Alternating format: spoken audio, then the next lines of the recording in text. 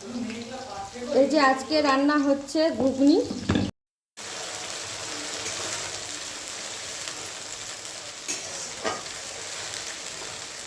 তো আজকে রান্না হবে একদম কষা কষা করে ঘুগনি। তার জন্য আমি তেলটা একদম তেল পেঁয়াজ আগে ভেজে নিয়ে তারপরে যে মশলাটা ছেড়ে দিয়েছি, মশলাটা ভালো করে ভেজে নেব।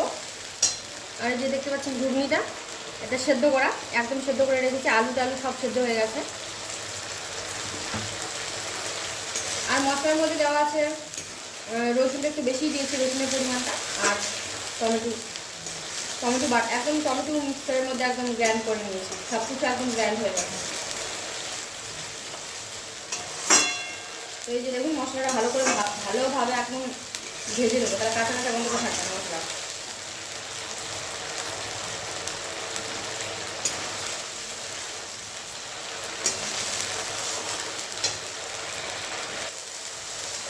তো হলুদ লবণ সব পরিমাণ মতো দিয়ে দিলাম। আর তার সাথে আজকে একটু কালারটা করার জন্য আজকে একটু আলাদা জিনিস দেবো, সেটা হচ্ছে কাশ্মীরি লঙ্কা। এই যে এইটা দিলে একটু কালারটা একটু আলাদা হবে, লাল লাল হবে, ভালো লাগবে দেখতে। তো হালকা করে একটু দিলাম, তাহলে কালারটা একদম অন্যরকম হয়ে যাবে, ঘুগনি দেখতেও ভালো লাগবে। আর যেহেতু রসুনের পরিমাণটা বেশি হয়েছে, এমনিতে টেস্টটা ভালো হবে। কিন্তু লবণ হলুদ এইসবের পরিমাণটা ঠিক থাকলে হয়ে গেল। আর এখন এটা আমি সেদ্ধ করা ঘুগনিটাই এভাবে করে এটাকে ভালো করে মশলার সাথে নেড়ে চেড়ে কষিয়ে নেবো একদম।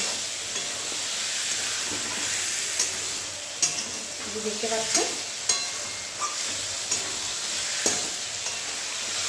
এভাবে করে খুব সহজে কিন্তু ঘুগনি রান্না করা যায়।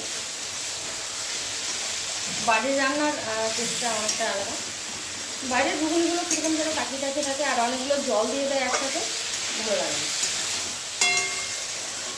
তো এবার বড় যে ছোলাটা হয়, কাবলি ছোলা, সেটা আনা হয়নি। এটা একদম এই যে ছোটো ছোটো দেশি ছোলাগুলো যে আছে এগুলো। আর এবার এগুলো দিয়েই হচ্ছে ঘুগনিটা। আমার আবার ওই বড় বড় ছোলাটাও ভালো লাগে, কিন্তু এর টেস্টটা একটু আলাদা। এই টেস্টটা কিন্তু একদম আলাদা, ভালোই লাগে। বিশেষ করে লুচি টুচি দিয়ে হলে তো বেশ ভালোই হয়, লুচি বা লুচি টুচি হলে। কিন্তু এটা আমাদের আজকে যে যেরকমভাবে খাবে, কেউ ভাতের সাথে খাবে, ভাতের সাথেই ধরতে গেলে সবাই খাবো। রুটিটা আমাদের বাড়িতে কমই হয়। এই যে হয়ে গেছে প্রায়, নামিয়ে নিয়ে আপনাদেরকে আমি দেখাচ্ছি। কি সুন্দর হয়েছে না?